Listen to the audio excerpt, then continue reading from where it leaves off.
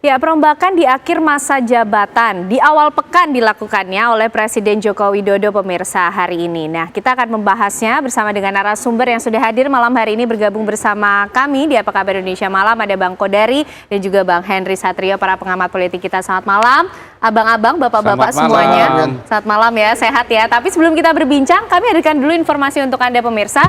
Berikut ini masih seputar reshuffle ataupun juga perombakan yang dilakukan oleh Presiden Joko Widodo di Kabinet Indonesia Maju di awal pekan ini pemirsa. Inilah daftar dan informasinya untuk Anda. Menteri Hukum dan HAM yang sebelumnya dijabat oleh Yasona Laoly ini digantikan oleh Supratman Andi Aktas. Ada 3 menteri yang hari ini kemudian dilantik dalam perombakan yang dilakukan oleh Presiden Joko Widodo. Kemudian Menteri ESDM yang sebelumnya ini dijabat oleh Arifin Tasrif kemudian digantikan oleh Bahlil Lahadalia. Lalu siapa yang menggantikan posisi Bahlil Lahadalia di Menteri Investasi atau Kepala BKPM adalah Rosan Roslani di sana yang hari ini juga dilantik di Istana Negara.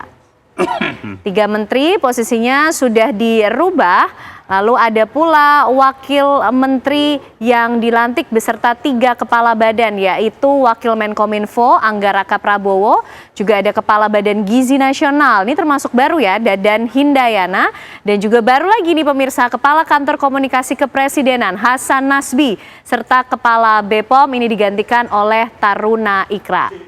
Jadi polanya 3-1-3, 3 menteri, 1 wakil menteri, dan juga 3 kepala badan. Bang Kodari, di awal pekan ini Presiden Joko Widodo melakukan perombakan di akhir masa jabatan yang tinggal 2 bulan. Kenapa mesti dilakukan perombakan? Karena perombakan ini judulnya kalau film itu 2 bulan untuk 5 tahun. Oke, 2 bulan untuk 5 tahun. Jadi perombakannya memang 2 bulan. Kalau dilihat dari kacamata masa pemerintahan Pak Jokowi yang tinggal sampai bulan Oktober, tetapi sebetulnya ini untuk 5 tahun ke depan pemerintahan Prabowo Gibran. Jadi saya melihatnya sebagai bagian dari proses transisi. Dan Pak Dasko juga sudah mengatakan hal yang sama ya, bahwa ini untuk transisi. Dan itu bisa kita lihat dari misalnya dari lembaga-lembaga yang baru dibentuk, ada Badan Komunikasi Presiden misalnya. Menurut saya itu aspirasi Pak Prabowo untuk ada satu institusi tersendirilah yang memberikan penjelasan-penjelasan dan komunikasi.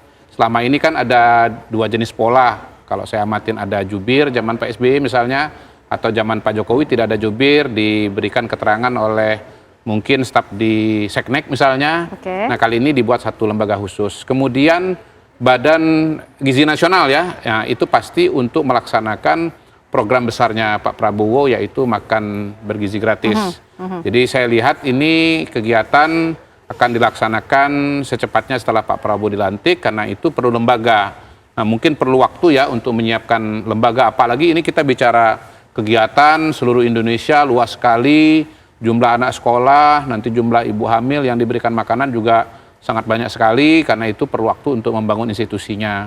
Lalu kemudian kita lihat misalnya untuk Menteri Kumham misalnya itu adalah Pak Supratman Andi Aktas, notabene dari Partai Gerindra. Saya melihatnya bagian dari ya ke depan untuk Kumham ya kemungkinan tetap Pak Supratman ya, dan ini sudah disiapkan dari sekarang. Jadi secara garis besar hemat saya memang ini adalah bagian dari transisi di beberapa titik-titik yang dianggap penting, dan ya mungkin bukan mustahil dalam 1 bulan ke depan akan ada reshuffle lagi. Ada nama-nama baru yang masuk. Ini dari reshuffle ketiga loh ya semenjak Pak Prabowo dan Gibran terpilih ya. Harus dipahami bahwa pemerintahan Pak Prabowo dan Mas Gibran ini kan keberlanjutan dari Pak Jokowi. Sehingga prosesnya itu bisa apa istilahnya itu bisa disambungkan gitu ya. Berbeda dengan misalnya zaman Pak Ibu Mega ke Pak SBY itu kan patahan ya, satu patahan betul dari satu rezim ke rezim yang lain, kemudian ya beda orientasi gitu dari Pak SBY ke Pak Jokowi juga satu patahan sendiri. Jadi tidak bisa dilakukan semacam cangkok ya seperti ini ya. Saya sebutnya cangkok lah ya, cangkok. Jadi ini dicangkokkan, dan cangkok ini saya lihat ya dilakukan dengan cara antara lain dengan reshuffle kabinet. Ada lembaga-lembaga yang sudah disiapkan, ada personal yang sudah disiapkan, termasuk juga soal anggaran. Bagaimana anggaran tahun depan itu diketoknya di zaman Pak Jokowi ini, tetapi sebetulnya mengakomodasi visi misi dari Pak Prabowo. Di Pak Prabowo sendiri juga ada tim sinkronisasi yang sudah ketemu dengan Menteri Keuangan, bahkan kemudian menyusulkan reshuffle sebelum ini kan. Salah satu tim sinkronisasi Pak Thomas Jiwandono, Mas Tommy itu bahkan kemudian diangkat jadi wakil Menteri Keuangan untuk kepentingan sinkronisasi. Jadi ini judulnya adalah reshuffle 2 bulan untuk 5 tahun, alias reshuffle transisi. Oke, gitu. Reshuffle transisi kalau menurut kacamatanya Bang Kodari. Kalau Bang Hensat melihatnya itu sebatas transisi kah? Atau ada additional service dari Presiden Jokowi untuk Pak Prabowo dan juga Gibran di masa pemerintahan yang akan datang? Additional service tadi sudah dijelaskan sama Pak Kodari. Tapi kalau saya menilainya ada satu hal lagi. Apa tuh? Yaitu ya kepentingan Pak Jokowi menjelang usai masa jabatannya. Karena kalau kita lihat kan Kumham misalnya ya, itu pasti ada kaitannya dengan bagaimana desas-desus ya Pak Yasona Lauli ditegur keras oleh Pak Jokowi karena mengesahkan kepengurusan PDI Perjuangan yang isinya para striker itu. Dan kemudian juga tentu saja kepentingan dari pemerintah terhadap beberapa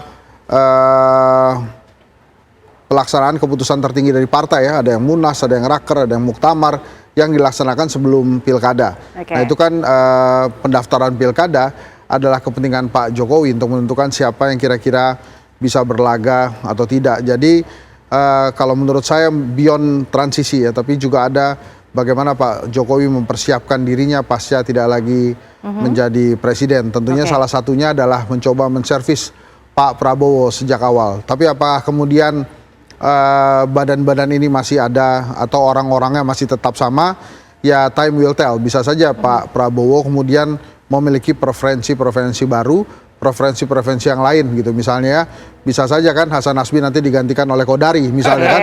Karena jadi masih ada possibility reshuffle lagi ya. Bahkan ada kejutan lebih besar, digantikan Diri Satrio.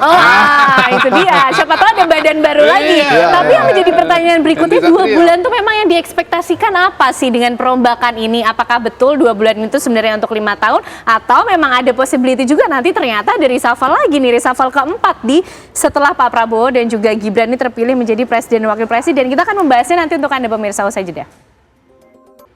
Ya, Anda masih menyaksikan Apa Kabar Indonesia Malam pemirsa. Kita tentu masih akan membahas apa kemudian yang menjadi tujuan Presiden Joko Widodo melakukan perombakan di akhir masa jabatan. Tapi kami hadirkan informasi terlebih dahulu untuk Anda pemirsa, di mana Partai Demokrasi Indonesia Perjuangan mempertanyakan pencopotan kadernya Yasona Lauli sebagai Menteri Hukum dan HAM hanya 2 bulan jelang berakhirnya masa jabatan pemerintahan Joko Widodo Ma'ruf Amin. Apakah Pak Yasona itu di reshuffle padahal kabinet kurang 2 bulan gitu, karena alasan strategis tentang efektivitas pemerintahan, alasan politis. Karena Pak Yasona karena meminta persetujuan kepada Presiden atas pengesahan perpanjangan kepengurusan DPP partai kemarin. Karena untuk pengesahan kepengurusan partai harus melalui Kemenkumham. Yang pertama. Yang kedua, apakah Pak Yasona ini diberhentikan karena sebagai kader partai beliau kemarin mengikuti acara deklarasi di Medan, yaitu deklarasi untuk mencalonkan Pak Edi Rahmayadi. Itu pertanyaan yang kedua.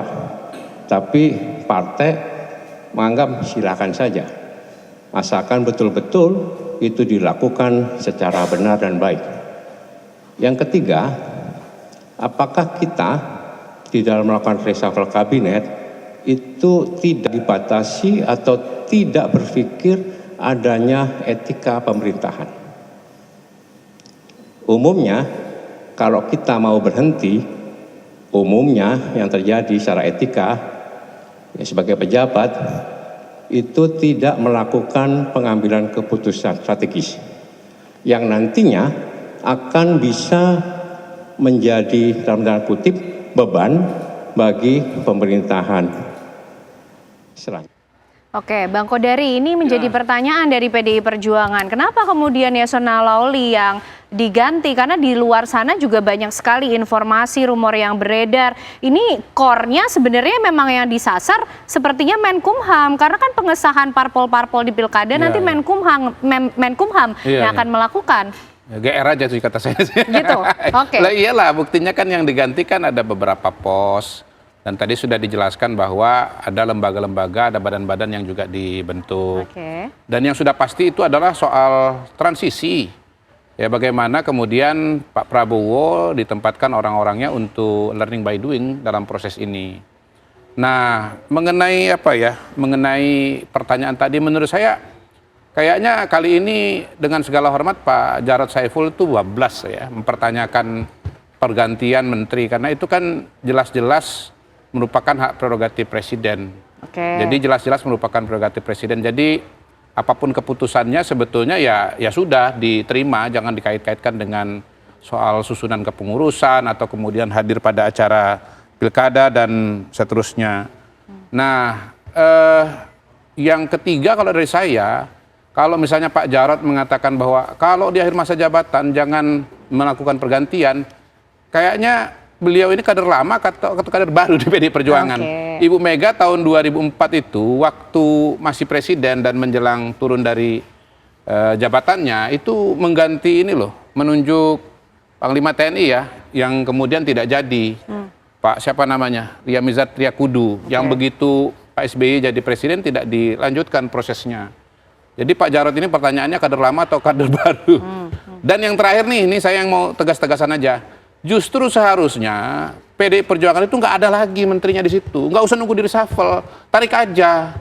Gitu. Karena PDI Perjuangan kan bersikuku bahwa pemerintahan Pak Jokowi ini sekarang adalah kegelapan demokrasi, gitu loh. Kalau kegelapan dan ya PDI Perjuangan merupakan yang putihnya begitu ya jangan gabung dengan yang gelap-gelap. Jadi harusnya PDI yang menarik duluan aja sebelum ada perombakan gitu. Betul. Menurut saya malah PDI Perjuangan yang menyandera Pak Jokowi dengan cara tetap naruh menteri-menterinya, tapi kemudian nyerang-nyerang Pak Jokowi terus gitu. Jadi pertanyaan soal etika itu juga tidak perlu dijawab dong berarti? Justru ini malah bumerangnya lebih gede lagi kepada Pak Jarod Saiful Hidayat. Jadi menurut saya statement Pak Jarod itu sebetulnya memukul Pak Jarod sendiri dan PDI Perjuangan dengan sangat-sangat telak. Ngapain PDI Perjuangan masih ada di sana? Tarik aja menterinya kalau memang bersikeras bahwa pemerintahan sekarang ini adalah kegelapan demokrasi. Gitu ya Bang Kodari ya? Dong. Bang Hensat melihatnya juga seperti itu nggak? Karena 2 bulan nih apa sebenarnya yang kita ekspektasikan dari 2 bulan? Bahkan Kepala Badan Nasional Gizi Nasional yang baru diangkat nih, kantornya juga belum ada loh Bang Hensat. Ya kalau masalah kantor kan di IKN masih luas, jadi bisa ke IKN. Masih nunggu bangun kan tapi? Ya itu kan masih, jadi maksud saya masih ada waktu lah. Tapi kalau untuk PDI mundur apa enggak itu juga sebetulnya jawabannya terserah Pak Jokowi juga. Kalau Pak Jokowi nggak mau nge-reshuffle juga nggak usah dipaksa-paksa Bang Kodari. Jadi terserah Pak Jokowi aja. Jadi kalau Pak Jokowi mau mundur. Tapi yang menarik juga, yang mungkin luput dari Pak Jokowi perhatian. Kalau meresapel jangan disoal juga ya. Enggak, makanya kan prerogatif gitu ya. Ya itu justru yang menarik adalah mungkin yang luput dari pandangan ya. Adalah desas-desus sebelumnya kan ada Siti Nurbaya Abu Bakar tuh, yang juga akan diganti katanya kader Nasdem. Tapi nampaknya setelah Pak Surya Paloh berbaik-baik kepada Pak Jokowi tidak jadi reshuffle ya. Jadi jadi makanya saya katakan bukan hanya tentang transisi, tapi juga tentang kepentingan Pak Jokowi, dan itu wajar saja. Masa reshuffle semuanya demi Pak Prabowo dan Gibran kan? Tapi ada juga lah kepentingan-kepentingan dia di akhir masa jabatan ini, karena menurut saya justru krusialnya itu adalah di injury time. Gol-gol cantik itu terjadinya di injury time, makanya dijaga betul oleh Pak Jokowi, jangan sampai kemudian pertahanannya kebobolan kan. Makanya ada gini. Pergantian pemain memang di ujung-ujung. Tapi berarti menumbangkan indikasi rumor-rumor di luar sana kalau ada Pak Yasona Lawli ini mungkin bisa menjadi atau menghambat nih nanti di pilkada juga. Mungkin menurut Pak Jokowi begitu. Walaupun menurut PDI Perjuangan juga sebenarnya nggak gitu, karena kalau saya memandangnya Pak Yasona Lawli juga banyak berjasanya kepada Pak Jokowi. Beberapa agenda-agenda politik Pak Jokowi dijalankan oleh Pak Yasona. Makanya kan dipertanyakan sama PDI Perjuangan. Ya makanya, tapi menurut saya sih ya biarin aja gitu. Karena kan selama ini PDI Perjuangan kadernya sudah men-serve Pak Jokowi. Kalau kemudian layanannya sudah dianggap cukup oleh Pak Jokowi, tapi tetap dipertahankan kan. Kalau sepak bola kan juga begitu, nggak harus melulu semuanya diganti kan. Tapi beberapa pemain yang bisa dipertahankan di dalam lapangan ya akan dipertahankan sampai peluit panjang itu berbunyi. Lagian kan ini kalau ibaratnya sepak bola lagi ini kan injury time plus perpanjangan waktu aja sedikit gitu ya, hampir selesai pertandingannya. Dan kalau kemudian Pak Jokowi mau mengganti dan menambah, yaitu terserah Pak Jokowi sekarang. Tapi kalau kemudian nanti diteruskan oleh Pak Prabowo, boleh. Dihentikan oleh Pak Prabowo, boleh juga. Diganti oleh Pak Prabowo juga, boleh juga gitu ya. Jadi ya menurut saya judul dari reshuffle ini, kalau Bang Kodari mengambil istilah transisi, kalau saya mengambil istilah terserah.